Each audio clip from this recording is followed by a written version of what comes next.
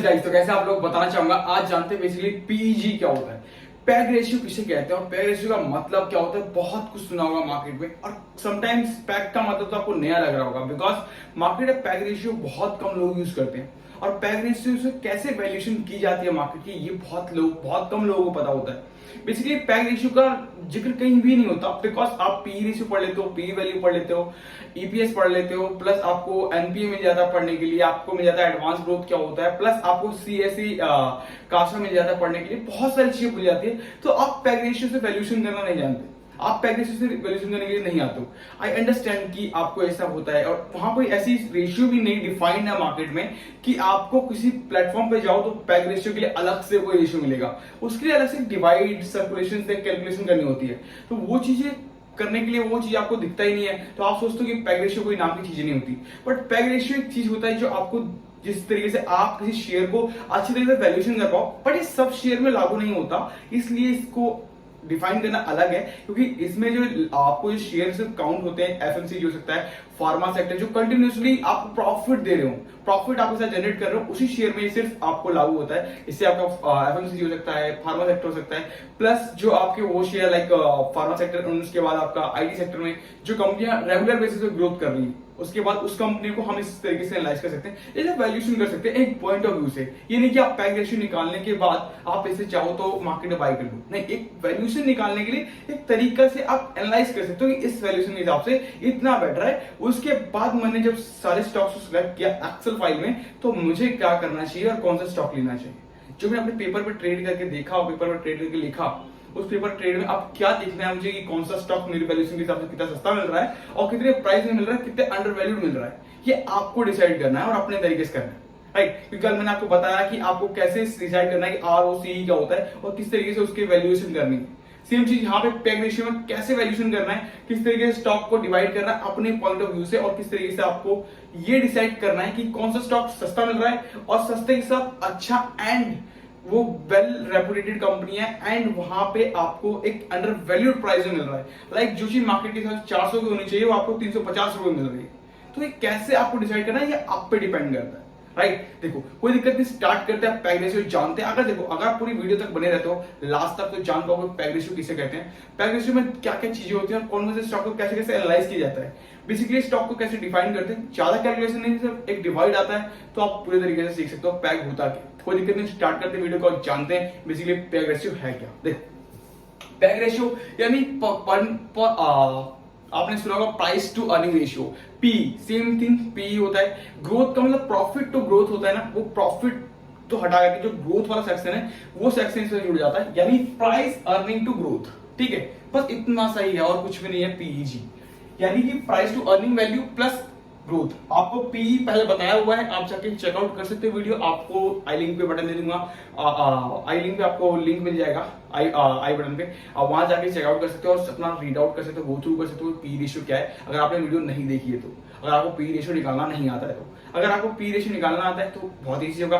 कोई बात नहीं, मैं आपको एक शॉर्ट रिकैप दे देता हूँ कि पी रेशियो होता क्या है और कैसे निकाला जाता है। Price to earning ratio and उसके बाद प्रॉफिट टू ग्रोथ, ये तो इसका डिवाइड वाला फॉर्मूला है। But price to earning ratio का मतलब ये होता है पर शेयर का प्राइस जो मार्केट में हिसाब से चल रहा है, यानी प्राइस जो मार्केट में चल रहा है, एंड अर्निंग जो earning EPS earning per share है आपके मार्केट के हिसाब से।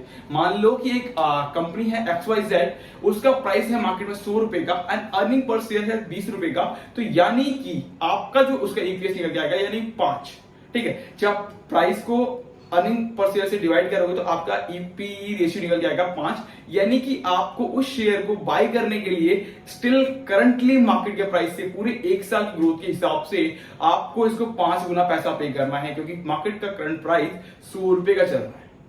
सिंपल आपको पी रेशियो में आ गया होगा, यानी कि वो वैल्यू जिसको आपको कितने गुना पे करना पड़ रहा है मार्केट के करंट प्राइस से, क्योंकि मार्केट की वैल्यूएशन के हिसाब से आपको like price to earning ratio, यानी प्राइस मार्केट का 100 रुपए का है एंड अर्निंग पर शेयर के हिसाब से 20 रुपए की हो रही है, तो आपको जो पे करना है 5 गुना अमाउंट पे करना है अभी इस शेयर को बाय करने के लिए। अब आपको ये डिसाइड खुद से करना होगा कि ये अंडर वैल्यूड है या फिर फेयर वैल्यूड है या फिर ओवर वैल्यूड है। ये सिर्फ आप पे डिपेंड करता है, आपके एक्सेस से डिपेंड करता है, राइट। कोई दिक्कत नहीं, पी रेशियो समझ में आ गया होगा आई थिंक, राइट? नहीं आया तो पूरे वीडियो देख लीजिएगा जाकर के, वहां भी आपको मैंने बहुत अच्छे से एनालाइज करके सिखाया मुझे 7 से 8 मिनट की वीडियो में, ठीक है? अब देखो प्रॉफिट एंड ग्रोथ, यानी प्रॉफिट एंड ग्रोथ हम इस तरीके से देखते हैं, आपको रेशियो मिलेगा कि लास्ट 1 ईयर्स में क्या स्टेटस था कंपनी का, लास्ट 3 इयर्स में क्या था, लास्ट 5 इयर्स में क्या था, लाइक कि 5 साल पहले क्या चल रहा था कंपनी का, लास्ट 3 इयर्स में क्या था, लास्ट 1 इयर्स में क्या था। क्योंकि जब हम किसी स्टॉक में इन्वेस्ट करते हैं तो उससे पहले हमें यह पता होना चाहिए कि लास्ट 5 इयर्स में कंटिन्यूअसली कंपनी का क्या ग्रोथ परफॉर्मेंस रही है, जिस तरीके से हम उसको वैल्यूएशन कर पाए।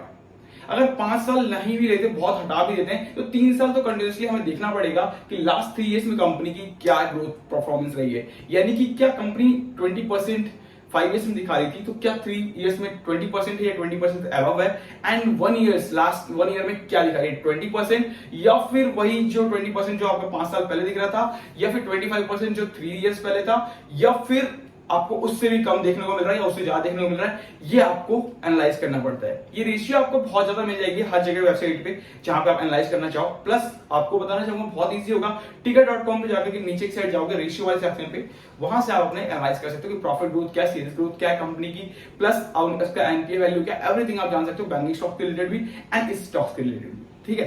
तो देखो आपको पीजी का मतलब समझ में आ गया कि प्राइस टू अर्निंग ग्रोथ क्या होता है, ठीक है? तो अब ये समझो कि पीजी समझ में जब आ गया तो अब उसको करते कैसे हैं?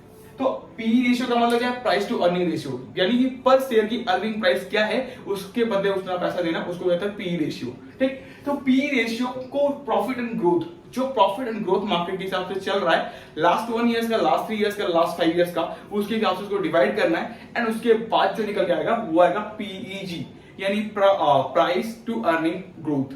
प्राइस अर्निंग टू ग्रोथ जो भी मार्केट का चल रहा है उस शेयर के हिसाब से वैल्यूएशन क्या है जो आपको लेना चाहिए। इसका आंकड़ा ये होता है बेसिकली कि 0 से लाइक 1 से नीचे हो या फिर आपका 1 से ऊपर जा रहा है तो यानी कि प्रॉफिट लाइक कंपनी का जो है share price like over valued है एंड फेयर वैल्यूड है, इस तरीके से आपको देखने को मिलता है। पर ये डिपेंड करता है रेशियो टू रेशियो कि आप किस तरीके से कंपेयर कर रहे हो लास्ट 5 साल, 3 साल एंड 3 इयर्स एंड 1 ईयर्स में, ठीक है? तो कोई दिक्कत नहीं, जानते हो स्टेप बाय स्टेप, पूरा आपको थ्योरी पार्ट तो पता चल गया होगा, बट अब एग्जांपल के थ्रू और तरीके से बहुत आसान भाषा में सीखते हैं, ठीक है? तो देखो जब P ratio profit to growth हमें पता है कि हमें इसका फॉर्मूला ये है, तो नॉर्मल क्या करना है, जैसे देखो हिंदुस्तान लीवर एक एग्जांपल है, ठीक है? हिंदुस्तान लीवर का शेयर HUL पी रेशियो 68.44 पैसा दिखा रहा है, मतलब कि एक शेयर को बाई करने के लिए करंट प्राइस से आप भी किसी शेयर होल्डर यानी किसी इन्वेस्टर को 68 गुना पैसा देना है मार्केट में, तब जाकर के वो पूरे 1 साल की ग्रोथ के हिसाब से उस कंपनी को बाई कर सकता है, कंपनी के शेयर को परचेस कर सकता है। यानी कि एक शेयर के अर्निंग प्राइस के हिसाब से जो अर्निंग पर शेयर है, पर शेयर के हिसाब से उसके बदले 68 गुना पैसा मार्केट में देना है, तब वो जाकर के हिंदुस्तान यूनिलीवर का एक शेयर परचेस कर सकता है। ये होता है पी रेशियो, ठीक है? अब profit and growth last 1 years में 10.86% का है, 3 इयर्स में 13.47% का है, 5 इयर्स में 14.45% का है। तो आप जब अगर 10.86% रखोगे ऊपर एंड 10.86% जब आप रखोगे नीचे साइड में डिनोमिनेटर, तो आपका पी रेशियो रहेगा 68.44।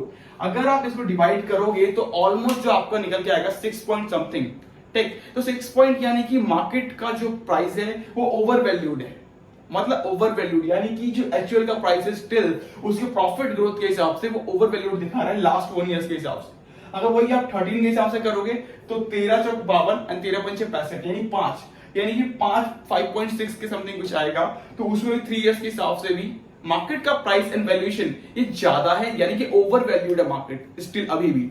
अगर 5 साल के हिसाब से देखोगे तब भी मार्केट का प्राइस ओवर वैल्यूड दिखेगा, ऑलमोस्ट 4 से ऊपर का रेशियो मिलेगा, राइट? तो इस तरीके से एनालाइज करना होता है बेसिकली। तो यहाँ पे जो दिख रहा है मुझे कि HUL जो है वो प्रॉपर ओवर वैल्यूड स्टॉक है, तो आई थिंक ये हम अपने इस पीईजी रेशियो के अनुसार वैल्यूएशन में हम इस स्टॉक्स को अवॉइड कर सकते हैं कि इस हिसाब से मेरे अंडर ये चीज नहीं बनती है कि मैं इसको परचेस करूं। ये रिकमेंडेशन नहीं है, बस एक नॉलेज के लिए आपको ज्ञान दिया जा रहा है कि आप किस तरीके से एनालाइज करके वैल्यूएशन कर सकते हो किसी भी स्टॉक्स को, ठीक है?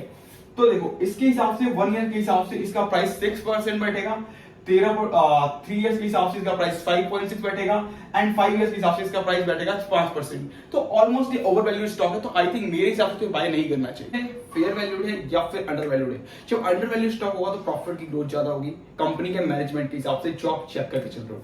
यहाँ पे कंपनी का जो स्टॉक है वो ओवर वैल्यूड है। उसके बाद एक सेकंड एग्जांपल लेते हैं गोदरेज कंज्यूमर प्रोडक्ट्स का। आपने नाम तो बहुत सुना होगा। अभी स्टिल मार्केट का प्राइस 874 के समथिंग चल रहा है करंट शेयर प्राइस का, ठीक है। तो पी रेशियो है 60 रुपीज 0.44, ठीक है, 60.44, ठीक है। तो देन प्रॉफिट ग्रोथ कितना है अभी राइट नाउ 1 ईयर के हिसाब से 20, यानी कि अगर आप एक साल के हिसाब से अगर से माइनस करते हो तो 60 डिवाइड बाई 20, यानी कि आपको मिलेगा ये 3% के आसपास। ये भी अभी ओवर वैल्यूड है मार्केट के हिसाब से। ये गोदरेज कंज्यूमर प्रोडक्ट्स अगर 3 इयर्स के हिसाब से वैल्यूएशन करते हो तो भी आपको इस -5.54% का ग्रोथ है लास्ट 3 इयर्स में एज अ हिंदुस्तान यूनिलीवर का कंज्यूमर गोदरेज कंज्यूमर प्रोडक्ट्स का, यानी कि 12%, यानी कि 12% के आसपास इसका जो है आपको वैल्यूएशन मार्केट देख करके आएगा। यानी सबसे ज्यादा ओवर वैल्यूड स्टॉक्स है राइट नाउ, क्योंकि कंपनी का पी रेशियो इंक्रीज हो रहा है, price to earning ratio increase हो रहा है। यानी पर शेयर का प्राइस इंक्रीज नहीं हो रहा, अर्निंग प्राइस, बट प्राइस जो वैल्यू बढ़ रही है शेयर का वो इंक्रीज हो रहा है। और कंपनी की ग्रोथ, जो growth opportunity profit to growth, वो नहीं मिल रही। इसके कारण जो है वो ओवर वैल्यू स्टॉक मिल रहा है आपको, राइट। उसके बाद 5 इयर्स में अगर देखो तो 11.58 का, यानी कि ऑलमोस्ट 5। यहां पे अगर आप कैलकुलेशन करोगे तो उस हिसाब से तो फर्स्ट ईयर का ही 20.8% का है, तो आप 5 ईयर के हिसाब से लेके चल सकते हो 5 इयर्स के हिसाब से कि ऑलमोस्ट अभी स्टॉक 5% के हिसाब से है। तो यानी ये भी मार्केट के लिए ओवर वैल्यूड है, ये अंडर वैल्यूड में नहीं है, राइट। हमें इसे अवॉइड करना चाहिए अपने इस रेशियो के हिसाब से, कोई दिक्कत नहीं है। उसके बाद एक और भी क्विक इन्फॉर्मेशन मैं देता हूं। ये स्टॉक सिर्फ आपको नॉर्मल से 3 ही सेक्टर में देखने को मिलते हैं जहां पे आप इसका वैल्यूएशन कर सकते हो बहुत अच्छे से। हर स्टॉक्स के लिए नहीं होता, इसलिए मैं आपको बताया लिमिटेड स्टॉक्स के लिए होता है। तो एफएमसीजी स्टॉक्स हो सकता है, फार्मा सेक्टर हो सकता है, आईटी सेक्टर में वो स्टॉक्स जो कंटिन्यूअसली प्रॉफिट की ओर जा रहे हैं, यानी कंटिन्यूअसली प्रॉफिट चल रहा है कंपनी में। ये नहीं कि आपको आज हो गया, लास्ट 2 साल में कुछ हो गया, लास्ट 5 इयर्स हो गया, ऐसा नहीं। कंटिन्यूअसली प्रॉफिट है कंपनी का, per year by year net profit चल रहा है। तो दैट्स व्हाई उस स्टॉक में आईटी सेक्टर में एनालाइज कर सकते हो, plus pharma sector plus FMCG stocks, right. ये आपका जो है ओनली कंसिस्टेंटली ग्रोथ वाली जो कंपनी होती है उसके लिए ही वर्क करता है, उसके अलावा इसमें वर्क नहीं करता। आपको पीईजी का मतलब पता चल गया होगा, price earning to growth of this year, ठीक है। तो पीईजी रेशियो कैसे निकालते हैं एंड क्विक रिकैप दे देता हूं कि आपको क्या क्या सीखा, किस तरीके से सीखा। पी का मतलब पी का मतलब ये होता है प्राइस टू अर्निंग रेशियो, यानी कि जितने का शेयर प्राइस है उसके बराबर में हम कितना गुना पैसा दे रहे हैं कंपनी को खरीदने के लिए, उसका वो बताता है P ratio. Plus profit to growth, company अपने प्राइस टू अर्निंग रेशियो यानी earning to per share increase हो रहा है या नहीं हो रहा है ये डिपेंड करता है। प्लस प्राइस इंक्रीज हो रहा है बट प्रॉफिट उस तरीके से ग्रोथ में नहीं आ रहा, इसलिए कंपनी का प्रॉफिट टू ग्रोथ देखते हैं कि कंपनी का सेल्स बढ़ रहा है, सारी चीज बढ़ रही है, तो प्रॉफिट क्यों नहीं बढ़ रहा, तो उसको उस तरीके से कैलकुलेट करते हुए पीईजी को निकालते हैं। इसका फॉर्मूला बहुत आसान होता है, P upon profit to growth equal to PEG, right. Video अच्छी लगी तो लाइक कर लीजिए, शेयर कर लीजिए। Thank you so much guys, मिलते हैं नेक्स्ट वीडियो में और जानते हैं और भी बैंकिंग स्टॉक्स के रिगार्डिंग ओवरव्यूज एंड बहुत सारे कंसल्टेशंस, बहुत सारी चीजें, पॉइंट ऑफ व्यूज, जिससे कि हम ये एनालाइज कर पाए कि मार्केट में और किस तरीके से बहुत सिंपल टू सिंपल स्टेप्स हो सके मार्केट में कदम रखने के लिए, और हम किसी भी विदाउट टेंशन के मार्केट में से अपना प्रॉफिट बुक करके बाहर आ सके। क्योंकि एक स्टॉक मार्केट में आने के बाद ना हमें वो नहीं करना है जो दुनिया में लोग कर रहे हैं कि एक स्ट्रेस लेके चलना कि यार पैसा लगाया है, मेरा स्टॉक माइनस चल रहा है एंड ऑल। क्योंकि यार देखो, मार्केट में जब आए हैं तो प्रॉफिट करने के लिए आए हैं, तो प्रॉफिट के लिए क्या होगा, स्ट्रेसफुल माइंड नहीं होना चाहिए, स्ट्रेस फ्री माइंड होना चाहिए। बिल्कुल मेंटली हेल्थली बिल्कुल काम कर रहा हो, हर चीज कर रहा हो, अपना ऑफिस जा रहे हैं, आ रहे हैं, सारी चीजें कर रहे हैं, उस तरीके से स्टॉक को एनालाइज भी करना है, उस तरीके से काम भी करना है एंड उसके साथ उसी तरीके से प्रॉफिट जनरेट करना है, राइट। तो वीडियो अच्छी लगे तो लाइक कर लीजिए, शेयर कर लीजिए। मिलते हैं नेक्स्ट वीडियो में, तब तक के लिए बाय बाय।